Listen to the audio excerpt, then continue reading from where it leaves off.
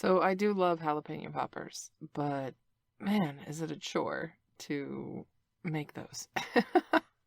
You gotta fill up the popper or the jalapeno and you gotta like either wrap it in bacon or roll it in panko, and it's just, yeah, they're messy. So I've discovered something called jalapeno popper dip.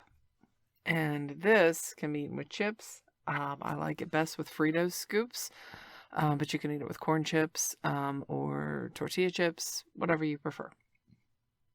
The ingredients are a 4-ounce can of diced jalapenos, or, which I prefer to do, 4 to 6 fresh jalapenos. And you can roast them and dice them. I just cut them up, honestly. Remove the seeds from most of them, not from all of them, and just cut them up because I don't care if they're roasted or not.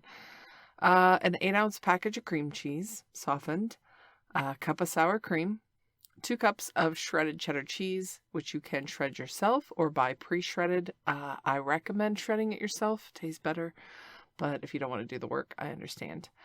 3/4 cup plus 1/4 cup, so a full cup total of shredded Parmesan cheese. You can use the grated stuff that's in the jar that you put like on spaghetti or whatever, but it's up to you. I've tried it both ways and I don't really notice a texture / flavor difference between the two. Some people I'm sure would notice a texture difference, but whatever. A cup of Italian seasoned breadcrumbs. I also use panko. You can do either one. Both taste great. I think panko lends itself to a more traditional jalapeno popper. But yeah. 4 tablespoons of butter or margarine melted. And a tablespoon of dried parsley, which I skip.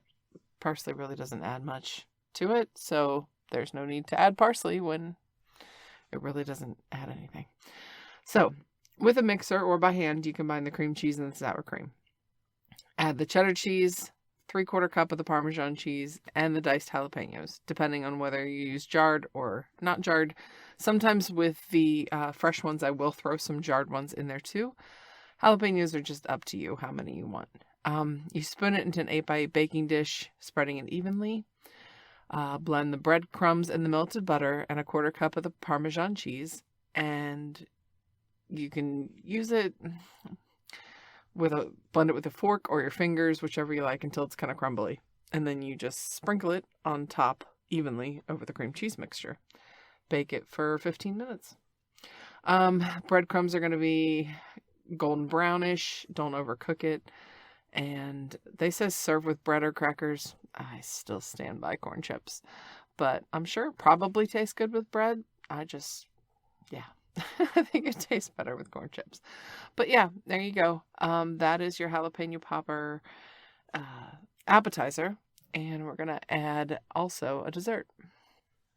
So for dessert, I threw in blackberry cobbler. This blackberry cobbler recipe is extremely easy. I just serve it with some ice cream or some whipped cream. If you have an abundance of blackberries or you buy frozen blackberries, you can use those too. It's very, very simple. It's what my dad would like to call 2 cup, 2 cup, 2 cup. Sometimes they do cup, a cup, a cup of recipes. This is 2 cups, 2 cups, 2 cups. So 2 cups completely of self-rising flour, white sugar, and milk. You need 2 cups of each of those. You also need a 1/2 cup of butter and 3.5 cups of blackberries. So pretty much if you have fresh blackberries, it's easy to do 3.5 cups. If you don't, you can kind of go by 8 ounces per cup for frozen blackberries, and you want to make sure that they're thawed before you bake them. So you preheat the oven to 350 degrees Fahrenheit or 175 degrees Celsius.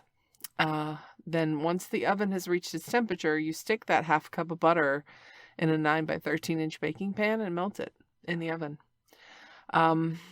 Stir together the flour, the sugar, and the milk in a bowl. It will be kind of lumpy. You pour that right over that melted butter. You don't have to mix it, just pour it right over it. And then drop the blackberries in. Literally, like, this is how easy it is.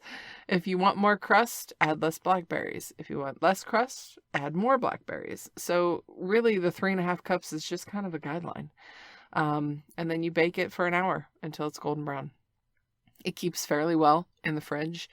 It reheats pretty well, and it's just really good. You could probably do this with raspberries or any other type of fruit, but you may want to look up like what kind of ratios you need, because some fruit has more liquid than others. But I'd say blackberries, raspberries, cherries probably all work the same with this. So yeah, and then you have a cobbler as well. There's your appetizer and your dessert, and you just have to figure out the main meal. Hope you enjoyed, and have a great day.